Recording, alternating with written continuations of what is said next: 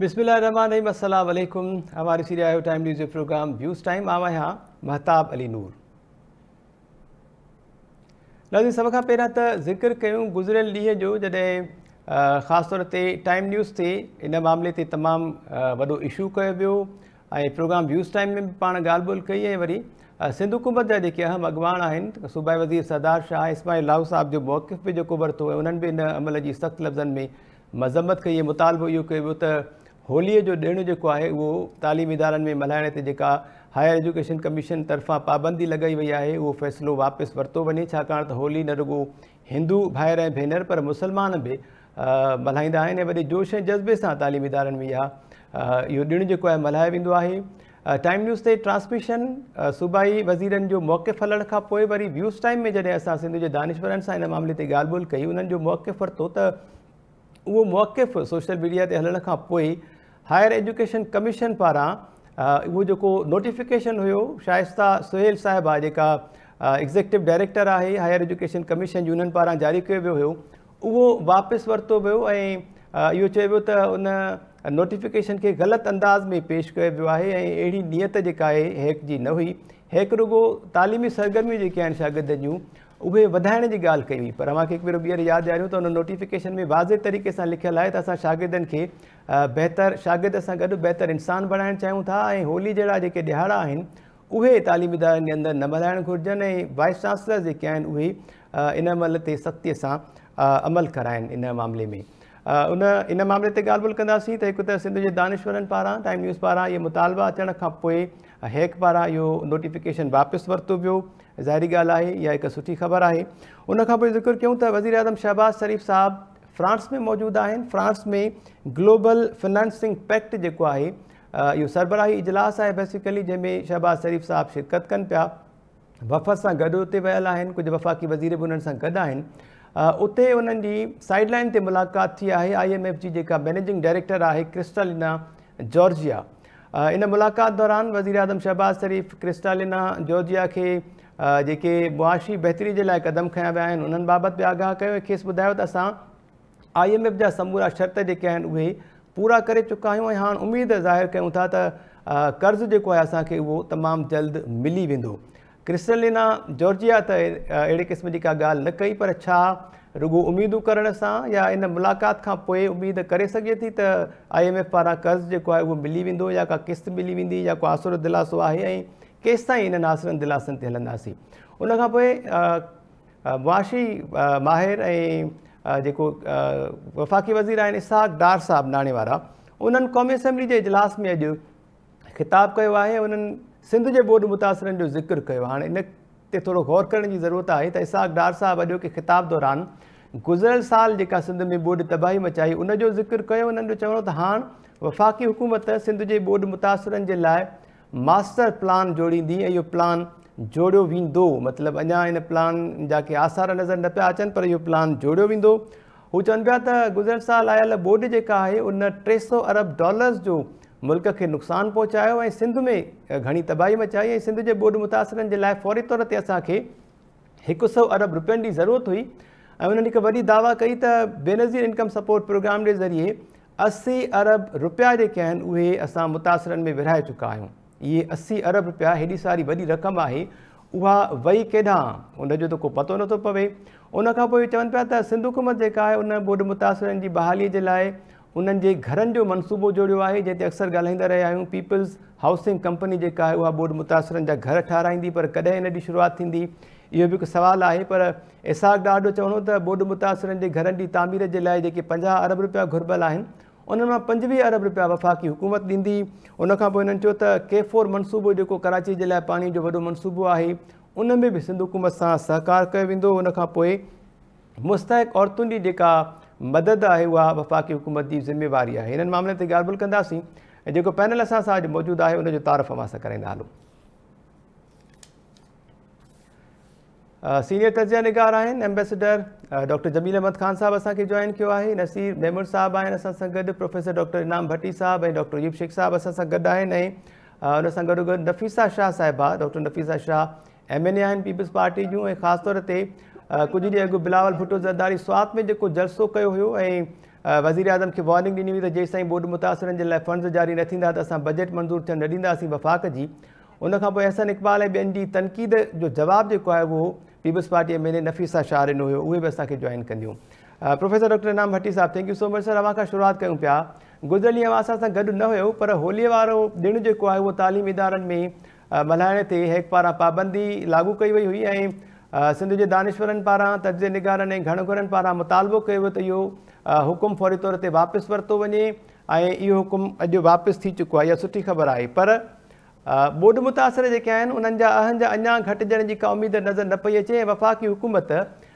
हिकु साल खां पोइ हाणे इहो ऐलान पई करे त को मास्टर प्लान जोड़ियो वेंदो ऐं घर ठाहे ॾिना वेंदा, उनखां पोइ उन्हनि जी इमदाद कई वेंदी। छा कमेंट कंदव सर? महिरबानी मेहताब। पहिरीं त आउं हेक वारे उन पंहिंजे मौक़िफ़ तां पोइ ते हटण खे ख़ुशि आमदीद चवां थो, बहितर अमल आहे। पर इन खां वधीक जेको आहे सो तकलीफ़ द अमल इहो आहे त पाकिस्तान हिकु वफ़ाक़ आहे, उन वफ़ाक़ जे अंदरि फेडरेटिंग यूनिट्स जेके आहिनि उन्हनि जा पंहिंजा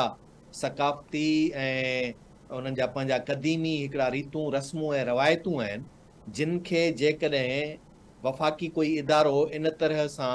रोकण जी कोशिशि कंदो त उनजा नतीजा अहिड़ा ई निकिरंदा जहिड़ा माज़ीअ में बेंगालियुनि जे हिकिड़े अहिड़े शाइर जेको नोबेल इनाम याफ़्ता हुजे ऐं सॼी दुनिया जे अंदरि उन जी नामाचारी हुजे, राबिंद्रनाथ टैगोर, उन जी शाइरी ते पाबंदी जा नोटिफिकेशन जारी थियनि त यकीनी तौर ते पोइ उते जी सूरत हाल जेका आहे सा अहिड़ी ई थींदी। ऐं हींअर हिते ही जेको होली जो ॾिणु आहे उहो हिकिड़ी शइ ज़हन में रखणु घुरिजे त हिंदू मज़हब घटि पर हिंदू कल्चर वधीक आहे। ऐं उहो कल्चर जेको आहे उहो हिंदू मां मतिलबु इहो आहे त उहो हिंदुस्तान या सिंध समेत सॼो जेको इलाइक़ो आहे उन जे कल्चर सां उनजो तालुक़ु आहे। पोइ सुभाणे त असां जेकॾहिं इन हिसाब सां ईंदासूं त जेके असांजूं शादी जूं रीतूं रस्मूं आहिनि उहे बि इस्लाम में कंहिं बि तरह सां अरब जेको कल्चर आहे उन जे मुतवातिर कोन्हनि, उन्हनि खां मुख़्तलिफ़ आहिनि। पोइ कंहिं ॼाणे हेक खे इहा बि तकलीफ़ थी पवंदी, कंहिं वाइस चांसलर जी या कंहिं प्रोफेसर जी शादी जी का रीतुनि रस्मुनि जी वीडियो जारी थी वञे त उन ते बि हेक आर्डर जारी कंदी त इहो इस्लाम जे या असांजे मज़हबी अक़ीदनि जे ख़िलाफ़ु आहे, उन ते पाबंदी विझणु खपे। त पहिरीं ॻाल्हि हेक खे इहो सोचणु घुरिजे त हुननि जो दायरा अख़्तियार केतिरे ताईं हुजणु खपे ऐं छा हुजणु खपे। उन्हनि खे पंहिंजे सिलेबस, करिकुलम, रिसर्च ऐं यूनिवर्सिटियुनि जे अंदरि अकेडमिक एक्टिविटीज़ ऐं एकेडमिक क्वालिटी इन्हनि ते ध्यानु ॾियणु खपे। हेक खे कंहिं बि तरह सां कंहिं बि सूबे, कंहिं बि क़ौम, कल्चर उन्हनि जे मामलनि जे अंदरि मुदाख़लत न करणु खपे। ही होली जो ॾिणु सिर्फ़ु मज़हबी ॾिणु न, बल्कि आउं त चवां थो जेकॾहिं किन इदारनि में उन्हनि जे पंहिंजे एंडिंग सेरेमनी ते बि जेकॾहिं अहिड़े क़िस्म जी का तकरीब थिए थी त उन्हनि जो कल्चरल पंहिंजो हिकिड़ो सक़ाफ़ती अमल थी सघे थो। ही बदकिस्मती आहे जेकॾहिं पंजाब में हू पंहिंजे पसंदि ते पाबंदी लॻाइनि था या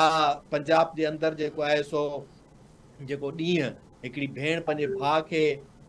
मञता ॾियण जे लाइ दुला भट्टी जे उन माज़ी जे पस मंज़र में मल्हाईंदी आहे, उनखां जेकॾहिं पाण इनकारी थियनि था ऐं उहे ॾींहं नथा मल्हाइनि त इहा उन्हनि जी पंहिंजी बदकिस्मती आहे। पर हिन ख़िते में चाहे पश्तून हुजनि, बलोच हुजनि या सिंधी हुजनि, उन्हनि जूं पंहिंजूं हिकिड़ियूं हज़ारे सालनि जूं रीतूं रस्मूं ऐं रवायतूं ऐं कल्चरल हिकिड़ा पंहिंजा ट्रेंड्स आहिनि, उन्हनि ते कंहिं बि तरह सां अहिड़ी सोच रखण सां हिकिड़ो टकराव वधंदो। हाणे अचूं था बोर्ड मुतासिरीन जे लाइ त साल गुज़री वियो, सिंध हुकूमत बि ईअं ई चवंदी रही त कयूं था ऐं जेको कुझु थियो आहे उन्हनि जा सभिनी जे आॾो ग्राउंड रियलिटीज़ जेके आहिनि से उहे नज़र अचनि थियूं पयूं त केतिरा घर ठहिया ऐं केतिरा इलाइक़ा जेके आहिनि उहे वधीक रहाइश जे क़ाबिल बणिजी सघिया, केतिरनि इलाइक़नि मां पाणी निकिरी सघियो। जितां जितां पाण कुदरती तौर ते पाणी निकिरी वियो, वापसि उन्हनि जे ॿोॾ बहाली जे मदद जे सरकार जे मदद जे बिना माण्हुनि पंहिंजी मदद पाण वापसि पंहिंजे ॻोठनि में वञी वेही रहिया, उहो त थियो आहे। पर किथे बि अॼु ॾींहं ताईं का अञा ताईं अहिड़ी कानूनी नज़र न आई आहे। हा, इश्तिहार नज़र अचनि पिया जिन में कुझु घरनि ते कुझु औरतूं जेको आहे सो वेही करे वाह वाह कनि थियूं त सिंध हुकूमत असांखे घर ठाराए ॾिनो आहे। मूंखे ख़बर न आहे त सिंध जे केतिरनि ॿोॾ सतायल इलाइक़नि में इहे घर ठहिया आहिनि ऐं केतिरा हज़ार घर आहिनि, उन्हनि जो को बि अहिड़ो तादादु कोन्हे। जेकॾहिं इहो हुजे हा त हिन भेरे सिंध हुकूमत वरी वफ़ाक़ खां इन जी डिमांड न करे हा त हुननि जे लाइ ॿोॾ मुतासिरनि जे लाइ पैसा रखिया वञनि। अंदरूने खाना हुननि जा इख़्तिलाफ़ सियासी जेके हींअर तेज़ी सां वधंदा पिया वञनि। अॼु बि क़ौमी असेंबली जो इजलास जेको डिले थियो, उन डिले थियण जे पुठियां ऐं मुंहिंजे ख़्याल में अञा ताईं वरी उहो मामला ईंदंदा पिया वञनि जो उन्हनि खे पीपल्स पार्टी खे राज़ी करणु, उन्हनि सां ॻाल्हाइणु, उन खां पोइ जेको आहे सो मामला कुझु तइ थियण खां पोइ इजलास वरी को शुरू थिए या हींअर शुरू थी चुको हुजे पोयां, थी सघे थो। पर उन खां अलावा तव्हां कल्ह जेकॾहिं ॾिठो हूंदो त जेको असेंबली में फाइनेंशियल बिल जे दौरान पास करण जे दौरान जेका अटेंडेंस हुई उहा तमामु नाक़ाबिले जेको आहे सो दीद हुई। त 12 हुजनि माण्हू शायदि मुंहिंजे ख़्याल में मुश्किल सां को जेके सॼे हाल में वेठा हुजनि, ऐवान में वेठा हुजनि ऐं उन्हनि जी पीपल्स पार्टी जी डिमांड खे वफ़ाक़ी हुकूमत जे वज़ीर आज़म चई त छॾियो त हा असां 23 अरब जेको आहे सो रखूं था। पर जंहिं मुल्क जी सूरत हाल इहा हुजे जो अॼु नाणे जो वफ़ाक़ी वज़ीर ऐवान खां ॿाहिरि निकिरण ते हिकु सहाफ़ी खे इन सुवाल पुछण ते त तव्हां जेको आहे सो IMF जो छा थियो हुन ते चपाट वहाए कढे ऐं एतिरो तेज़ थी वञे जो हुनजो जवाबु ॾियण जे बजाए रिएक्शन करे, त हिन मां अंदाज़ो इहो थो थिए त को बि आसरो कोन्हे, IMF जे तरफ़ां का बि उमेद कोन थी नज़र अचे त को उन्हनि खे पैसा मिलंदा। ऐं मथां वरी अञा वधीक जेके ख़राबियूं थियनि पियूं उहे इहे पियूं थियनि त जंहिं क़िस्म जी कमेटी वफ़ाक़ी हुकूमत ठाहे सूबाई इलाइक़नि जे अंदरि उनजी मैदनियात ज़रात ते अखि विझी करे ॿाहिरिनि मुल्कनि जे वापारियुनि खे, सीड़पकारनि खे या ख़ुदि उन्हनि हुकूमतुनि खे ऑफर ॾियण जे लाइ तयारु आहिनि त अचो अची हिते मैदनियात ऐं ज़रात ऐं ॿियनि शयुनि में इन्वेस्ट कयो ऐं डायरेक्ट तव्हांजी असां मदद कंदासीं। त इहा ख़ुदि हिकिड़ी भञकड़ी बि हूंदी ऐं आसरा ऐं उमेदूं बि हूंदियूं। मुंहिंजे ख़्याल में हींअर ताईं सिर्फ़ु इहो आसरो ई आहे त ॿोॾि मुतासिरनि खे के पैसा मिलंदा, उन्हनि जा घर ठहंदा। ग्राउंड रियलिटीज़ ते अञा ताईं कुझु बि कोन्हे ऐं जेका पीपल्स हाउसिंग स्कीम आहे उन जे लाइ बि आउं 100% यकीन सां चई सघां थो त उहा एतिरी साफ़ शफ़ाफ़ ऐं अहलियत जे बुनियाद ते माण्हुनि जेके मुतासिरीन आहिनि उन्हनि ताईं पहुची उन्हनि खे घर ठाहे ॾियण में नाकाम रहंदी, छाकाणि त पीपल्स पार्टी जो इहो कल्चर रहियो आहे जंहिंमें पंहिंजा नवाज़ी वधीक हूंदी आहे, उन में ज़ाती जेका आहे सा पसंदि ऐं नापसंदि वधीक हूंदी आहे, अकरबा परवरी वधीक हूंदी आहे। अहलियत ऐं विज़न जे बजाए हू पंहिंजे पॉलिटिकल हिकिड़े माइंड सेट खे सर्व करण जे लाइ उहे सभु शयूं कंदा रहंदा आहिनि। तंहिंजे करे आउं सम्झां थो सिंध जे माण्हुनि खे सोचणु खपे त पीपल्स पार्टी हुजे या मौजूदा वफ़ाक़ी हुकूमत हुजे, उन्हनि वटि हींअर सिंध जे या पूरे मुल्क जे आम माण्हू जे कंहिं बि अहंज खे दूर करण जे लाइ या उनजो को तदारुक करण जे लाइ का बि रिथा कोन्हे, का बि उन्हनि वटि विज़न कोन्हे, को बि पॉलिसी कोन्हे। हू सिर्फ़ु इक़्तिदार जे मथां वेहण, इक़्तिदार जी मसनत ते हमेशह जे लाइ पंहिंजो कब्ज़ो जमाए रखण जे लाइ इन्हनि रिथाउनि में लॻा पिया आहिनि। जी मेहताब। ठीकु आहे इनाम भट्टी साहब, वापसि संभालींदासीं। Thank you so much. Doctor Jameel Ahmed Khan साहब, thank you so much sir, मां जॉइन कयो, वेलकम चऊं पिया तव्हांखे शो में सर।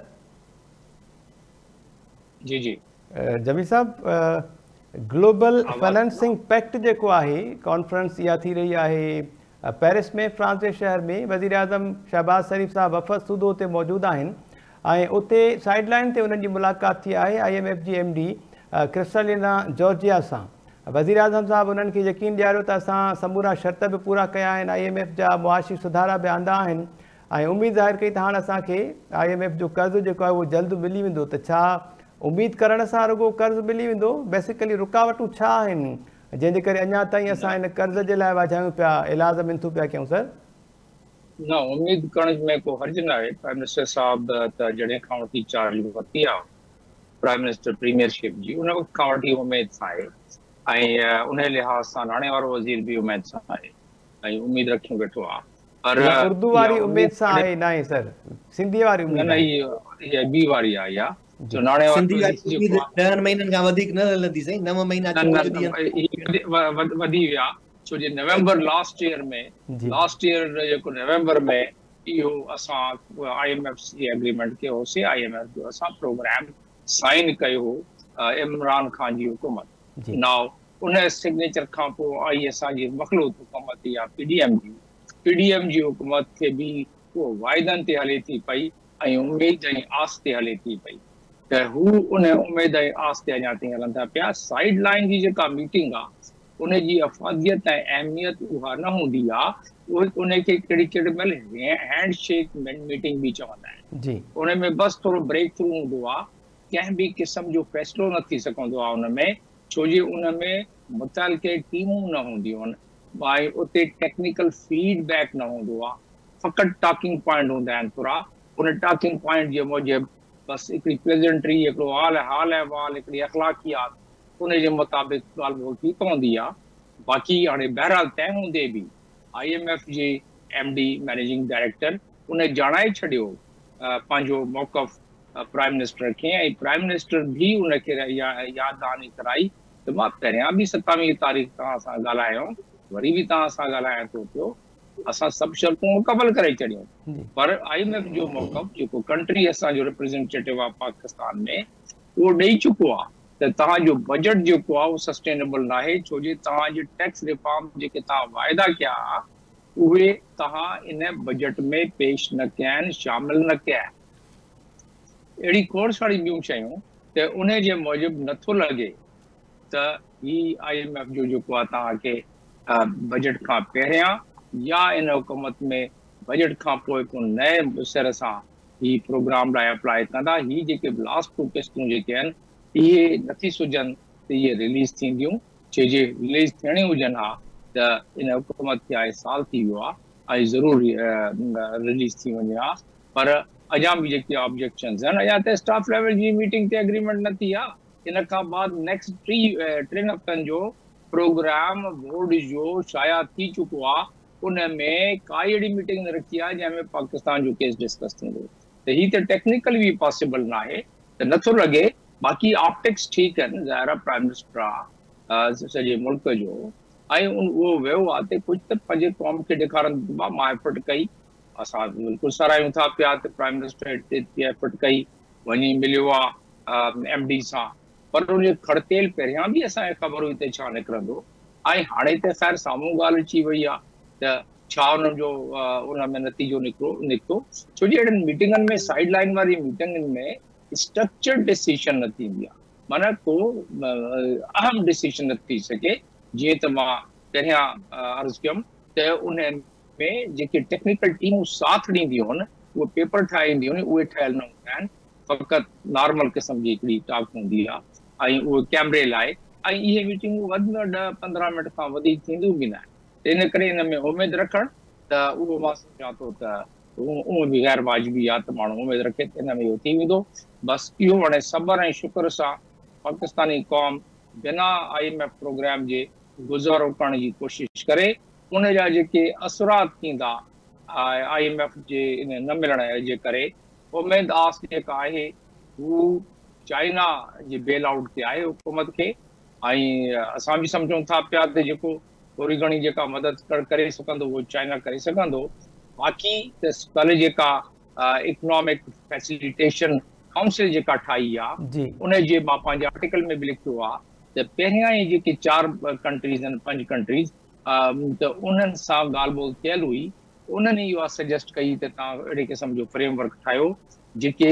हमेशह घटि में घटि उनजी सस्टेनेबिलिटी हुजे, जेका बि गवर्नमेंट हुजे, छो जे इन करे आर्मी जो इन में हिकिड़ो कैरेक्टर रखियो वियो आहे, हिकिड़ो तामुन रखियो वियो आहे, उहो उन्हनि माण्हुनि खे ख़ुशि करण लाइ, उन में उमेद आहे तो जल्दी का इन्वेस्टमेंट जे लाइ तयारु हूंदा, पर उन में बि मां सम्झां थो त महीनो 1.5 लॻी वेंदा पोइ इन मामले खे मटीरियलाइज़ थींदे बि। त तंहिंजे करे तयारु थी वञूं, महांगाई लाइ तयारु थी वञूं, अञा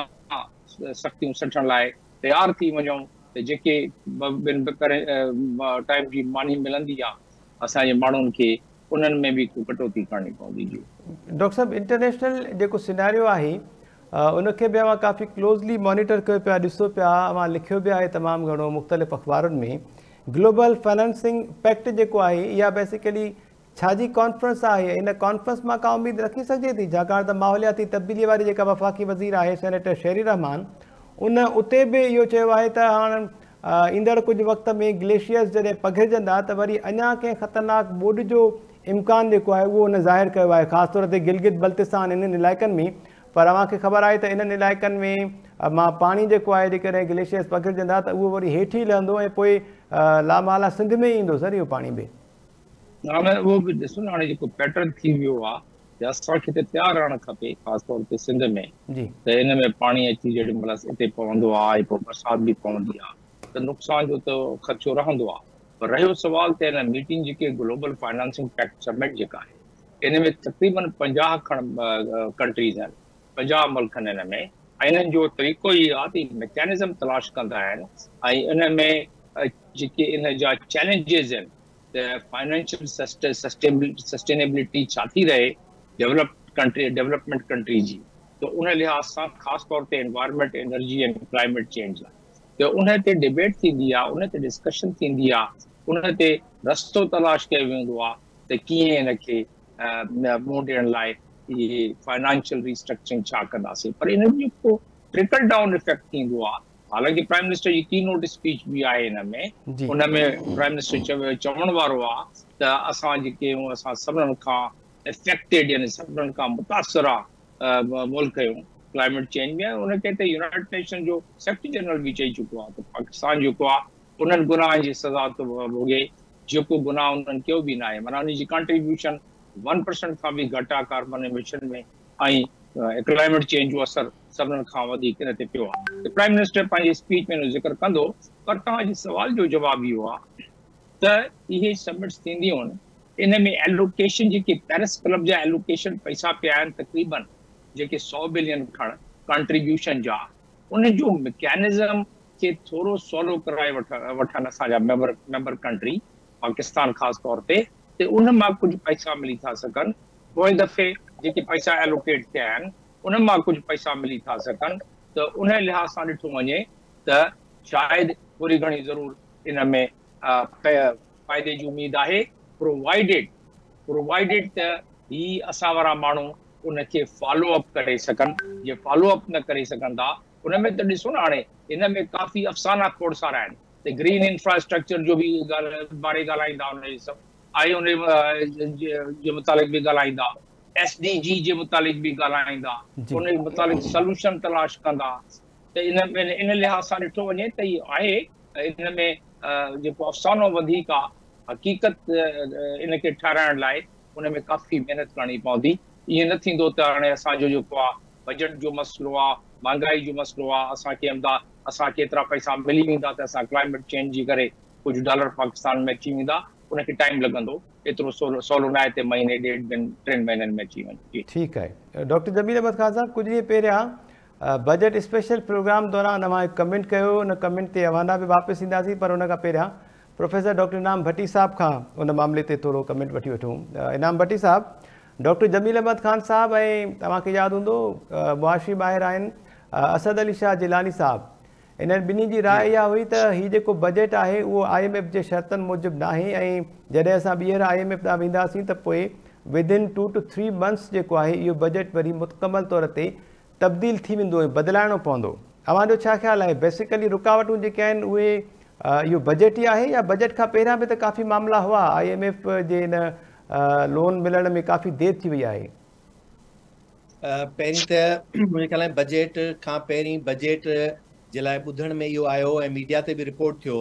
त IMF खे हिननि पंहिंजी पूरी बजट मोकिली आहे, जंहिंखां पोइ जेको आहे सो बजट पेश कंदा। पर शायदि हिननि जेका ओॾी बजट मोकिली उन में कुझु शयूं जेके आहिनि उहे न हुजनि, जंहिंजे करे IMF उन ते यकीनी तौर ते पंहिंजा एतिराज़ात वारे छॾिया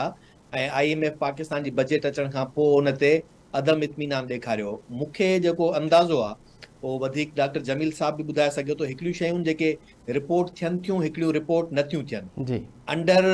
द रिपोर्ट जेके आहिनि उहे शयूं मुंहिंजे हिसाब सां हिकिड़ो एक्सपेंडिचर आहे वॾे में वॾो जेको सरकारी अख़राजात थियनि था, उन सां गॾोगॾु जेके डिफेंस अख़राजात थियनि था उन्हनि ते ऐं मुमकिना तौर ते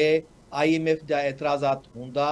जेके ही एड्रेस नथा करे सघनि ऐं नथा करणु चाहिनि, ऐं न ई उन्हनि खे वरी रिपोर्ट बि करणु चाहिनि था त हक़ीक़ी तौर ते असुल एतिराज़ात कहिड़ा आहिनि। ऐं उहो गुज़िरियल साल जी बजट में तव्हां ॾिठो हूंदो त फ़ौज पाण पंहिंजे वॾे ऐलान तौर ते चयो त असीं हिन भेरे पंहिंजी पघार बि कोन था वधायूं, वधीक जेका शयूं बि कोन था घुरूं, पर वरी उहा शइ बजट जॾहिं पेश थी वई हुई त उन खां पोइ अॻिते हली करे वरी उन्हनि में इज़ाफ़ा कया विया। पर हिन भेरे वरी डायरेक्ट जॾहिं उन में मुंहिंजे ख़्याल में 15 या 18% अॻे जी भेट में उन में इज़ाफ़ो कयो वियो। उन खां बाद पेंशन जो वॾे में वॾो कंपोनेंट सॼे जो सॼो उहो जनरल बजट में शो कयो वेंदो आहे, उहो डिफेंस जो उन पंहिंजे डिफेंस जे बजट में न हूंदो आहे। त इहे जेके हिकिड़ा अख़राजात आहिनि जेके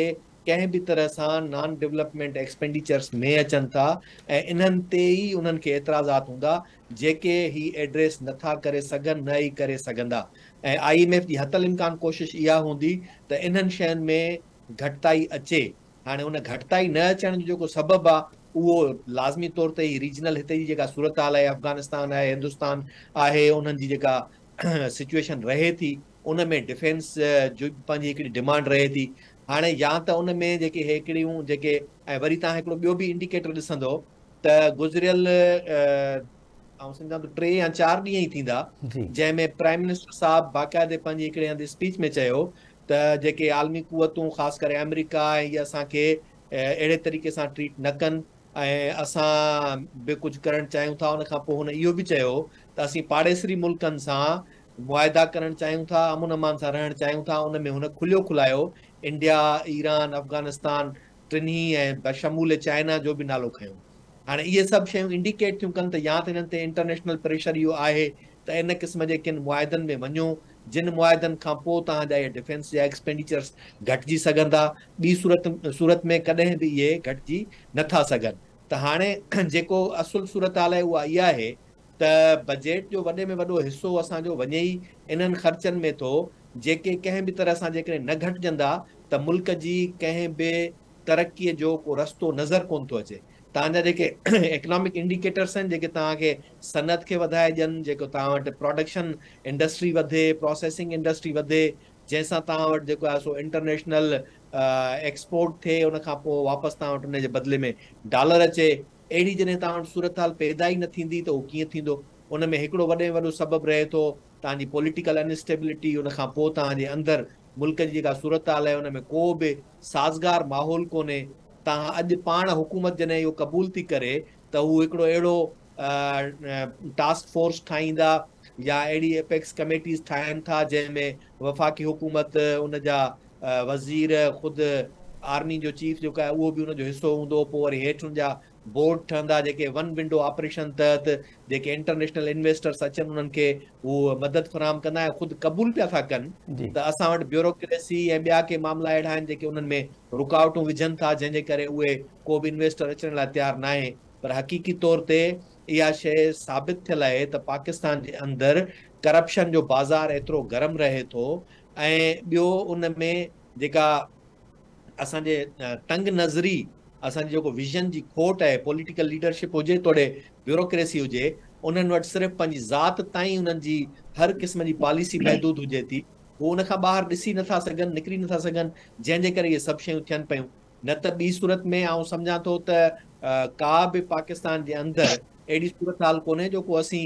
नॉन प्रोडक्टिव कंट्री बणिजी वञूं, जंहिंजी ज़रई पैदावार हुजे, उनजो पंहिंजो हिकिड़ो बेस हुजे, महदनियात हुजनि, सभई यंग जेका असां पॉपुलेशन हुजे,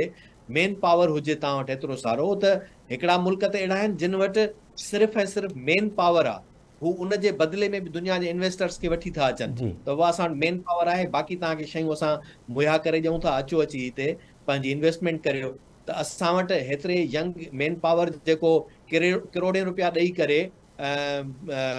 ॾुखिया सफ़र क़बूल कनि था ऐं यूनान जे हिननि ॿेड़नि में सवनि जे तादाद में जेके नौजवान जेकॾहिं मरण खे तरजीह ॾियनि था त उनजो सबबु तव्हांजे मुल्क जे अंदरि उहो माहौल आहे, उहा पॉलिसी आहे, उहा ब्यूरोक्रेसी आहे, जंहिंजी मेंटेलिटी जेका आहे हिकिड़ी अहिड़े क़िस्म जी आहे जेका इन्हनि शयुनि खे कंहिं बि तरह सां वधण विझण ई कोन थी ॾिए। इज़त भरी ज़िंदगी जॾहिं आम शहरी जेको नेशनल आहे उनजी हिते जेका आहे सा उहा महफ़ूज़ कोन्हे त ॿाहिरियों इन्वेस्टर तव्हांजो कीअं अची करे हिते पंहिंजी इन्वेस्टमेंट कंदो। त आउं सम्झां थो हींअर बि इहे जेके आहिनि हिननि जा बजट जा मामला, उन में सवाइ ही रुगो नज़र रखनि था इन ते त का इमदाद मिले या को लोन मिले त पोइ मुल्क हली पए, पर हिननि जी कंहिं बि तरह सां इन ते विजन नथो हुजे त सनअतकारी कीअं थिए, सिक इंडस्ट्रीज़ खे कीअं वापसि जेको आहे रिवाइव कजे ऐं उहे कहिड़ियूं सिक इंडस्ट्रीज़ आहिनि जेके माज़ी में तव्हांजो जेको आहे सो बैकबोन रहिया आहिनि पूरो इकनॉमी जो, तव्हांजे अर्निंग सोर्स जो, डॉलर अर्निंग सोर्स जो, उन्हनि खे तव्हां कीअं वरी ज़िंदह कयो, उन्हनि जे लाइ हिन वटि का बि पॉलिसी कोन्हे। ऐं वरी जेकॾहिं कॾहिं का उन ते नज़र विझनि बि अथा त हिकिड़ा उहे जेके हिननि जा पंहिंजा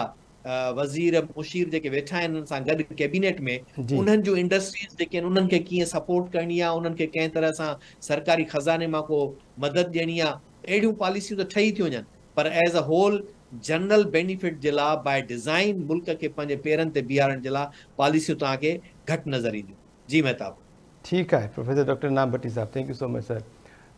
डॉक्टर जमील अहमद ख़ान साहब, IMF जे हवाले सां अवां खां कमेंट वठंदासीं, पर हुन खां पहिरियां सिंध जा जेके बोर्ड मुतासिर आहिनि उन्हनि जी बहालीअ जे लाइ इसहाक डार साहब जेको क़ौमी असेंबली में ख़िताब कयो,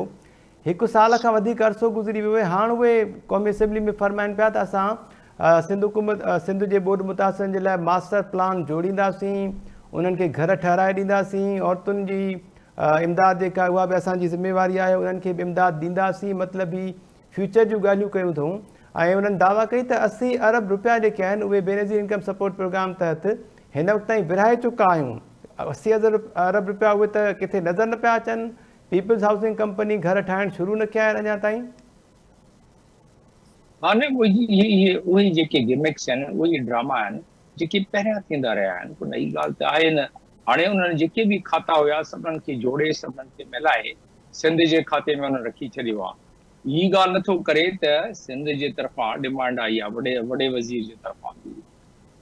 त बोर्ड मुतासिरनि लाइ तव्हां जेके पैसा बजट बुक में जेके बिल पास कयो था पिया, इन में पैसा नथा रखिया आहिनि। त ही इन बावेले खां बाद प्राइम मिनिस्टर अनाउंस कयो आहे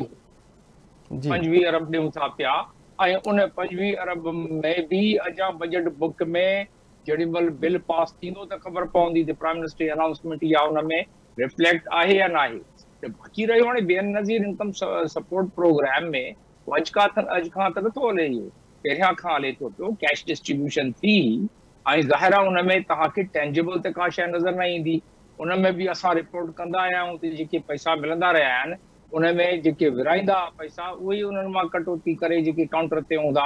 ॾियणु शुरू कयो। बहरहाल पैसा ज़रूरु मिलिया, बेनज़ीर इनकम सपोर्ट जे थ्रू कैश पैसा मिलिया, पर हू खातो इन खाते में मिलाइण जेको हाणे डिमांड असां कयूं था पिया, सिंध में सिंध जा जेके हाकिम आहिनि उहे बि डिमांड कनि था पिया त तव्हां जेको असां सां वाइदो कयो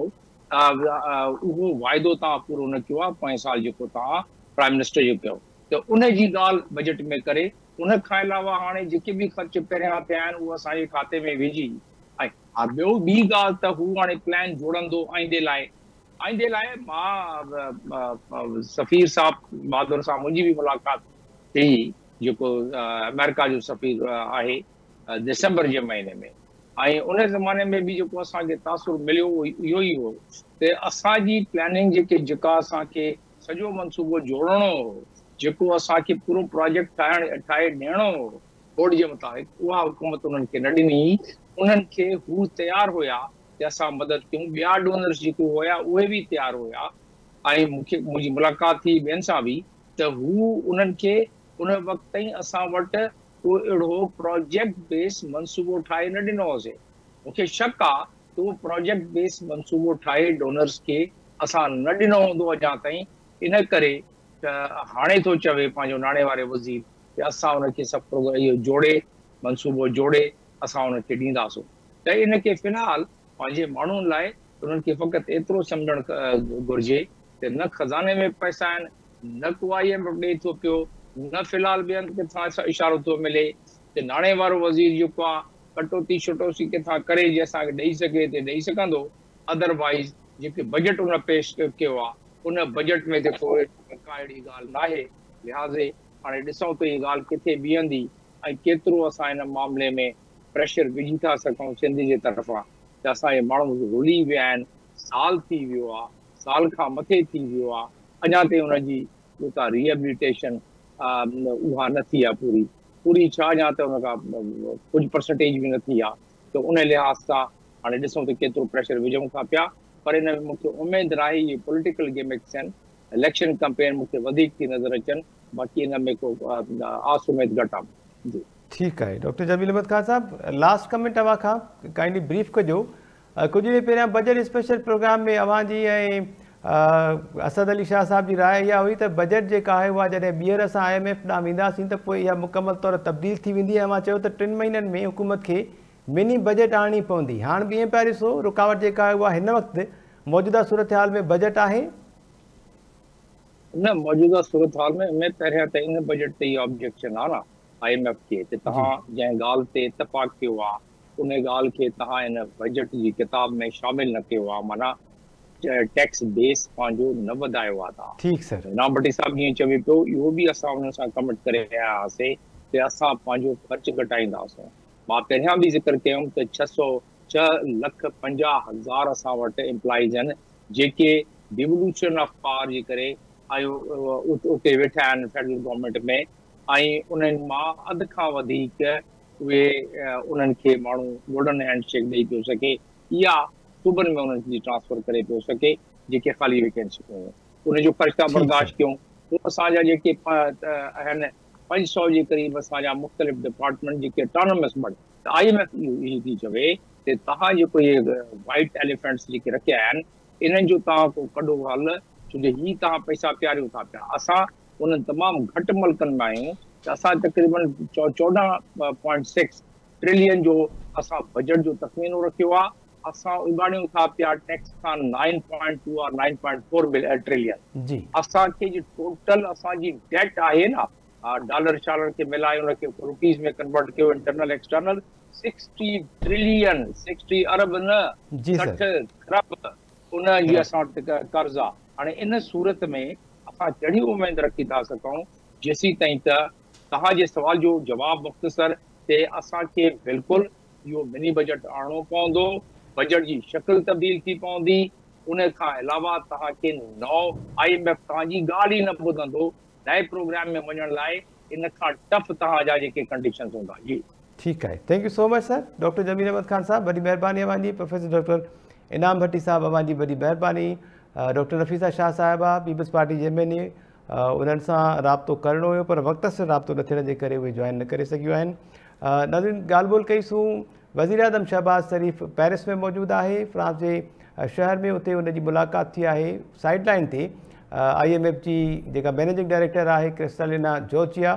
त पैनलिस्ट जो ख़्यालु इहो आहे त इन साइड लाइन वारी मुलाक़ात जी एतिरी का ख़ासि अहमियत न हूंदी आहे, पर बि उमेद जो दामन जेको आहे उहो छॾणु न खपे ऐं उमेदु कजे त IMF जो कर्ज़ु नेठि त हिकु ॾींहुं असांखे मिलंदो ई। उनखां पोइ इसहाक़ डार साहब नाणे वारे वफ़ाक़ी वज़ीर जेका क़ौमी असेंबली में ख़िताबु कयो, उन मास्टर प्लान जेको आहे सिंध जे ॿोॾि मुतासिरनि जे लाइ जोड़ण जो हाणे ऐलान कयो आहे, जॾहिं ॿोॾि मुतासिरनि खे 1 साल थी चुको आहे, उहे अञा ताईं दरबदर आहिनि, घर उन्हनि जा ठही न सघिया आहिनि। हाणे इसहाक़ डार साहब चवनि पिया त 50 अरब रुपया जेके घरनि जी तामीर ते ख़र्चु थींदा उन मां 25 अरब रुपया वफ़ाक़ अदा कंदो ऐं 25 अरब सिंध हुकूमत ॾींदी। ईंदड़ प्रोग्राम में बि इन्हनि मामलनि ते ॻाल्हि ॿोल कंदासीं। प्रोग्राम जो वक़्तु पुॼाणी ते पहुतो आहे, इजाज़त ॾींदा, अलाह निगहबान।